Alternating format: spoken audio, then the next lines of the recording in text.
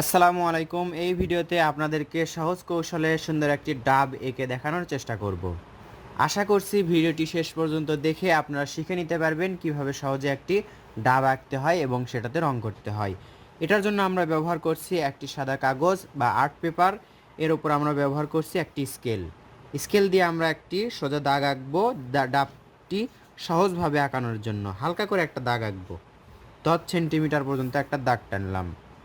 এরপর পেন্সিল দিয়ে দেখতে পাচ্ছেন এটা হচ্ছে 4B পেন্সিল ম্যাটাডোর ভেনাস।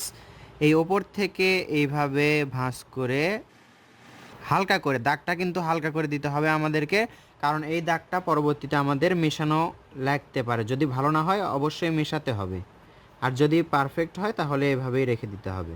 আমরা দাগগুলো হালকা করে দিব এইভাবে। দেখুন ডাবের এক পাশের শেপ হয়ে গেল। এখন একই রকম করে এই পাশেও দেখুন নিচের দিকে একটু চোকা থাকবে, এটা থেকে হবে সুন্দর একটি ডাব। রং করার জন্য দাগগুলো হালকা রাখাই ভালো। এরপর আমরা কি করব, নিচের দেখুন এইটুকু মিশে নিব। এটা আমি ব্যবহার করছি ইলেকট্রিক রাবার। এখানে মেশানোর পর দেখতে পাচ্ছেন এভাবে একটু তুলে দিব, এরপর এখান থেকে আবার এভাবে তুলে দিব। ডাবের নিচে কিন্তু দেখতে এরকম হয়। মাঝের দাগের আমাদের প্রয়োজন নেই, মাঝের দাগটাও আমরা মিশে দিব। এরপর আমরা ডাবের ওপরের অংশের কাজ করব। দেখতে পাচ্ছেন এখানে অনেকেই কঠিন মনে করে যে এটা হয়তো বা কঠিন, কিন্তু অনেক কঠিন মনে করলেও এটা অনেক সহজ। দেখুন এইভাবে আমরা একটি দাগ দিব, এরপর এখান থেকে এইভাবে একটি দাগ দিব, এখান থেকে এইভাবে দাগ দিব। খেয়াল করছেন আপনারা এই দাগগুলো কিন্তু অনেক সহজ। এইভাবে আমরা আরেকটা দাগ দিব। এতটুকু রাখলেই দেখুন সুন্দর একটা ডাবের শেপ হয়ে গেল। এরপর এখান থেকে দেখতে পাচ্ছেন ঠিক এই মাথা থেকে এদিকে একটা দাগ টানবো, এরপর এখান থেকে আরেকটা দাগ টানবো উপর দিকে, কিন্তু এভাবে সরু হবে।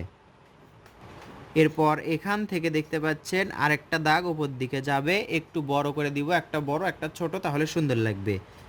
এরপর এখানে একটু যদি আঁকা বাঁকা করে দেন কোনো সমস্যা নেই, দেখতে আরও ভালো লাগবে।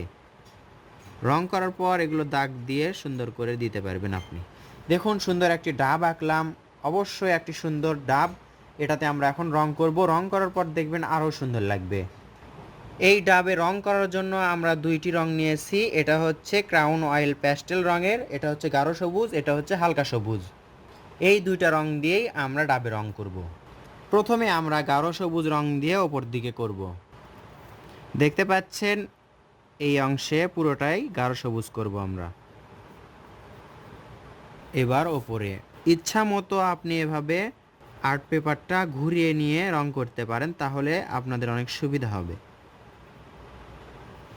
এখন আমরা এই নিচের অংশে দেখুন এগুলোতেও এই রংটা করছি। রং করার পর দেখতে পাবেন এবং বুঝতে পারবেন ডাবটা কত সুন্দর লাগবে। পুরোটাতে আমরা একই রং করব, এরপর আবার হালকা সবুজ রং নিচে করব। খেয়াল করুন, মনোযোগ সহকারে দেখুন, ভিডিওটি শেষ পর্যন্ত দেখলেই বুঝতে পারবেন। দেখতে পাচ্ছেন রং করার পর গাঢ় পেন্সিল বা 4B 6B পেন্সিল দিয়ে এভাবে যদি দাগ দিয়ে নেন তাহলে আরও সুন্দর লাগবে। পেন্সিল দিয়ে এভাবে দাগ দেওয়ার পর দেখতে কিন্তু সুন্দর লাগে। এরপর আবার ঘাসের রং বা হালকা সবুজ রং দিয়ে উপরের অংশে রং করব। উপরের অংশে অর্ধেক পর্যন্ত করে নিলেই হবে। আশা করছি এই ভিডিও দেখে আপনাদের ডাব আঁকানোটা অনেক সহজ হবে। তাহলে উপরের অংশে গাঢ় সবুজ, এরপর হচ্ছে হালকা সবুজ, আবার হচ্ছে গাঢ় সবুজ, মাঝের অংশে শুধু হালকা এবং উপরে নিচে গাঢ়।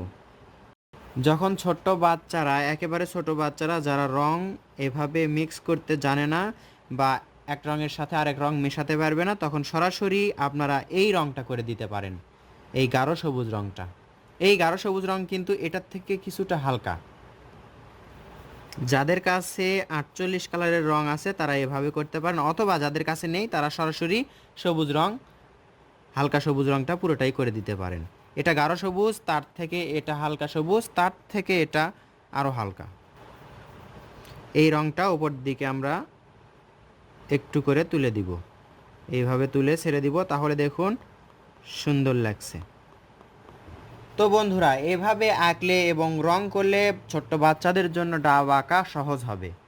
তারা সহজেই ভিডিওটি দেখে বুঝতে পারবে এবং নিজে নিজে আঁকতে পারবে। তাই ভিডিওটি শেয়ার করুন, লাইক করুন এবং কমেন্ট করুন। ধন্যবাদ সবাইকে। আসসালামু আলাইকুম।